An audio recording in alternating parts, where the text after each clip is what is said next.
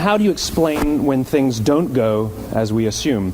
Or better, how do you explain when others are able to achieve things that seem to defy all of the assumptions? For example, why is Apple so innovative? Year after year after year after year, they're more innovative than all their competition. And yet, they're just a computer company. They're just like everyone else. They have the same access to the same talent, the same agencies, the same consultants, the same media. Then why is it that they seem to have something different? Why is it that Martin Luther King led the civil rights movement?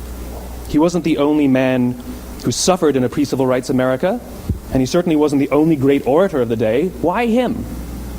And why is it that the Wright brothers were able to figure out controlled powered manned flight when there were certainly other teams who were better qualified, better funded, and they didn't achieve powered manned flight, and the Wright brothers beat them to it? There's something else at play here.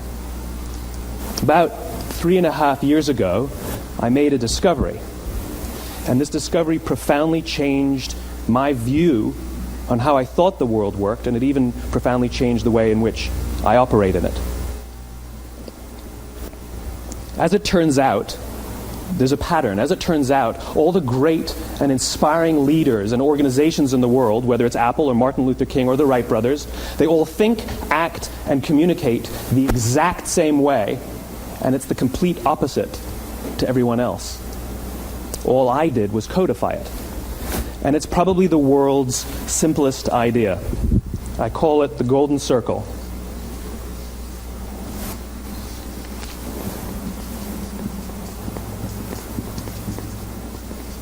Why, how, what? This little idea explains why some organizations and some leaders are able to inspire where others aren't. Let me define the terms really quickly. Every single person, every single organization on the planet knows what they do, 100%. Some know how they do it, whether you call it your differentiating value proposition or your proprietary process or your USP. But very, very few people or organizations know why they do what they do. And by why, I don't mean to make a profit. That's a result. It's always a result. By why, I mean what's your purpose? What's your cause? What's your belief? Why does your organization exist? Why do you get out of bed in the morning? And why should anyone care? Well, as a result, the way we think, the way we act, the way we communicate is from the outside in. It's obvious. We go from the clearest thing to the fuzziest thing. But the inspired leaders and the inspired organizations, regardless of their size, regardless of their industry, all think, act, and communicate from the inside out. Let me give you an example. I use Apple because they're easy to understand and everybody gets it. If Apple were like everyone else, a marketing message from them might sound like this. We make great computers. They're beautifully designed, simple to use, and user-friendly. Want to buy one? Meh. And that's how most of us communicate. That's how most marketing is done, that's how most sales is done, and that's how most of us communicate interpersonally. We say what we do, we say how we're different or how we're better, and we expect some sort of behavior, a purchase, a vote, something like that. Here's our new law firm. We have the best lawyers with the biggest clients. We have, we always perform for our clients, do business with us. Here's our new car. It gets great gas mileage. It has, leather seats. Buy our car. But it's uninspiring. Here's how Apple actually communicates. Everything we do, we believe in challenging the status quo. We believe in thinking differently. The way we challenge the status quo is by making our products beautifully designed, simple to use, and user-friendly. We just happen to make great computers. Want to buy one? Totally different, right? You're ready to buy a computer from me.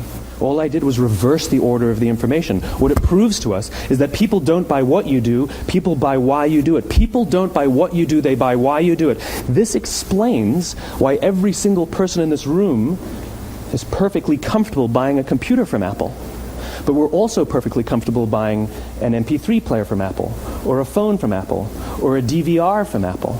But as I said before, Apple's just a computer company. There's nothing that distinguishes them structurally from any of their competitors. Their competitors are all equally qualified to make all of these products.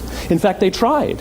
A few years ago, Gateway came out with flat-screen TVs. They're eminently qualified to make flat-screen TVs. They've been making flat-screen monitors for years. Nobody bought one.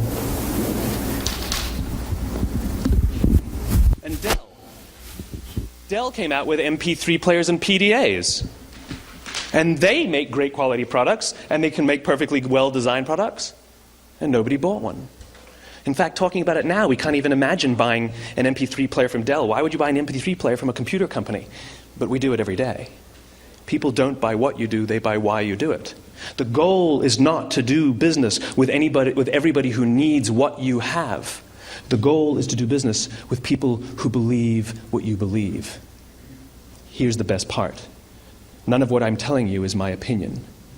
It's all grounded in the tenets of biology, not psychology, biology. If you look at a cross-section of the human brain, looking from the top down, what you see is the human brain is actually broken into three major components that correlate perfectly with the golden circle. Our newest brain, our Homo sapien brain, our neocortex, corresponds with the what level. The neocortex is responsible for all of our rational and analytical thought and language. The middle two sections make up our limbic brains, and our limbic brains are responsible for all of our feelings, like trust and loyalty. It's also responsible for all human behavior, all decision-making, and it has no capacity for language. In other words, when we communicate from the outside in, yes, people can understand vast amounts of complicated information like features and benefits and facts and figures. It just doesn't drive behavior. When we communicate from the inside out, we're talking directly to the part of the brain that controls behavior, and then we allow people to rationalize it with the tangible things we say and do. This is where gut decisions come from. You know, sometimes you can give somebody all the facts and your figures, and they say, I know what all the facts and details say, but it just doesn't feel right. Why would we use that verb? It doesn't feel right. Because the part of the brain that controls decision-making doesn't control language. And the best we can muster up is, I don't know, it just doesn't feel right. Or sometimes you say you're leading with your heart or you're leading with your soul. Well, I hate to break it to you, those aren't other body parts controlling your behavior. It's all happening here in your limbic brain, the part of the brain that controls decision-making and not language. But if you don't know why you do what you do, and people respond to why you do what you do, then how will you ever get people to vote for you or buy something from you, or more importantly, be loyal and want to be a part of what it is that you do? Again, the goal is not just to sell people who need what you have. The goal is to sell to people who believe what you believe. The goal is not just to hire people who need a job. It's to hire people who believe what you believe. I always say that, you know, there's if you hire people just because they can do a job, they'll work for your money. But if you hire people who believe what you believe, they work for you with blood and sweat and tears. And nowhere else is there a better example of this than with the Wright brothers. Most people don't know about Samuel Pierpont Langley. And back in the early 20th century, the pursuit of powered man flight was like the dot-com of the day. Everybody was trying it. And Samuel Pierpont Langley had what we assume to be the recipe for success. I mean, even now, you ask people, why did your product or why did your company fail? And people always give you the same permutation of the same three things. Undercapitalized, the wrong people, bad market conditions. It's always the same three things. So let's explore that. Samuel Pierpont Langley was given $50,000 by the War Department to figure out this flying machine. Money was no problem. He held a seat at Harvard and worked at the Smithsonian and was extremely well connected. He knew all the big minds of the day. He hired the best minds money could find, and the market conditions were fantastic. The New York Times followed him around everywhere, and everyone was rooting for Langley. And how come we've never heard of Samuel Pierpont Langley? A few hundred miles away in Dayton, Ohio, Orville and Wilbur Wright. They had none of what we consider to be the recipe for success. They had no money. They paid for their dream with the proceeds from their bicycle shop. Not a single person on the Wright brothers' team had a college education, not even Orville or Wilbur. And the New York Times followed them around nowhere. The difference was Orville and Wilbur were driven by a cause, by a purpose, by a belief. They believed that if they could figure out this flying machine, it'll change the course of the world. Samuel Pierpont Langley was different. He wanted to be rich, and he wanted to be famous. He was in pursuit of the result. He was in pursuit of the riches. And lo and behold, look what happened. The people who believed in the Wright brothers' dream worked with them with blood and sweat and tears. The others just worked for the paycheck. And they tell stories of how every time the Wright brothers went out, they would have to take 5 sets of parts because that's how many times they would crash before they came in for supper. And eventually, on December 17th, 1903, the Wright brothers took flight. And no one was there to even experience it. We found out about it a few days later. And further proof that Langley was motivated by the wrong thing, the day the Wright brothers took flight, he quit. He could have said, "That's an amazing discovery, guys. Now we'll improve upon your technology." But he didn't. He wasn't first. He didn't get rich. He didn't get famous. So he quit. People don't buy what you do, they buy why you do it. And if you talk about what you believe, you will attract those who believe what you believe. Well, why is it important to attract those who believe what you believe? Something called the law of diffusion of innovation. And if you don't know the law, you definitely know the terminology. The first 2.5% of our population are our innovators. The next 13.5% of our population are our early adopters. The next 34% are your early majority, your late majority, and your laggards. The only reason these people buy touch-tone phones is because you can't buy rotary phones anymore. We all sit at various places at various times on the scale, but what the law of diffusion of innovation tells us is that if you want mass market success or mass market acceptance of an idea, you cannot have it until you achieve this tipping point between 15 and 18% market penetration, and then the system tips. And I love asking businesses, what's your conversion on new business? And they love to tell you, oh, it's about 10%, proudly. Well, you can trip over 10% of the customers. We all have about 10% who just get it. That's how we describe them, right? That's like that gut feeling, oh, they just get it. The problem is, how do you find the ones that just get it before you're doing business with them versus the ones who don't get it? So it's this here, this little gap, that you have to close, as Geoffrey Moore calls it, crossing the chasm. Because you see, the early majority will not try something until someone else has tried it first. And these guys, the innovators and the early adopters, they're comfortable making those gut decisions. They're more comfortable making those intuitive decisions that are driven by what they believe about the world and not just what product is available. These are the people who stood online for 6 hours to buy an iPhone when they first came out, when you could have just walked into the store the next week and bought one off the shelf. These are the people who spent $40,000 on flat-screen TVs when they first came out, even though the technology was substandard. And by the way, they didn't do it because the technology was so great. They did it for themselves. It's because they wanted to be first. People don't buy what you do, they buy why you do it. And what you do simply proves what you believe. In fact, people will do the things that prove what they believe. The reason that person bought the iPhone in the first 6 hours, or stood in line for 6 hours, was because of what they believed about the world and how they wanted everybody to see them. They were first. People don't buy what you do, they buy why you do it. So let me give you a famous example, a famous failure and a famous success of the law of diffusion of innovation. First, the famous failure. It's a commercial example. As we said before a second ago, the recipe for success is money and the right people and the right marketing conditions, right? You should have success then. Look at TiVo. From the time TiVo came out about 8 or 9 years ago to this current day, they are the single highest quality product on the market. Hands down, there is no dispute. They were extremely well funded. Market conditions were fantastic. I mean, we use TiVo as a verb. I TiVo stuff on my piece of junk Time Warner DVR all the time. But TiVo is a commercial failure. They've never made money. And when they went IPO, their stock was at about $30 or $40 and then plummeted, and it's never traded above 10. In fact, I don't think it's even traded above 6, except for a couple of little spikes.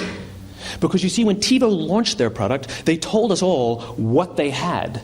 They said, we have a product that pauses live TV, skips commercials, rewinds live TV, and memorizes your viewing habits without you even asking. And the cynical majority said, we don't believe you, we don't need it, we don't like it, you're scaring us. What if they had said, if you're the kind of person who likes to have total control over every aspect of your life, boy, do we have a product for you.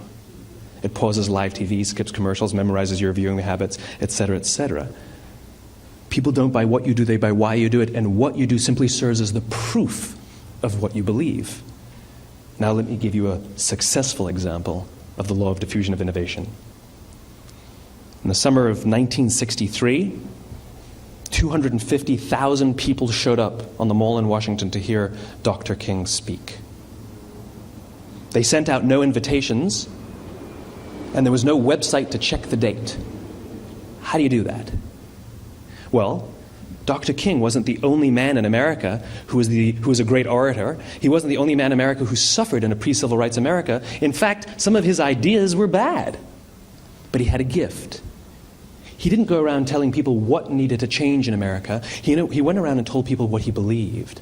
I believe, I believe, I believe, he told people. And people who believed what he believed took his cause and they made it their own, and they told people. And some of those people created structures to get the word out to even more people. And lo and behold, 250,000 people showed up on the right day, on the right time to hear him speak. How many of them showed up for him? 0. They showed up for themselves. It's what they believed about America that got them to travel on a bus for 8 hours to stand in the sun in Washington in the middle of August. It's what they believed. And it wasn't about black versus white. 25% of the audience was white. Dr. King believed that there are 2 types of laws in this world, those that are made by a higher authority and those that are made by man. And not until all the laws that are made by man are consistent with the laws that are made by the higher authority will we live in a just world. It just so happens that the civil rights movement was the perfect thing to help him bring his cause to life. We followed him not for him, but for ourselves. And by the way, he gave the I have a dream speech, not the I have a plan speech. Listen to politicians now with their comprehensive 12-point plans. They're not inspiring anybody. Because there are leaders and there are those who lead. Leaders hold a position of power or authority, but those who lead inspire us. Whether they're individuals or organizations, we follow those who lead not because we have to, but because we want to. We follow those who lead not for them, but for ourselves. And it's those who start with why that have the ability to inspire those around them or find others who inspire them. Thank you very much.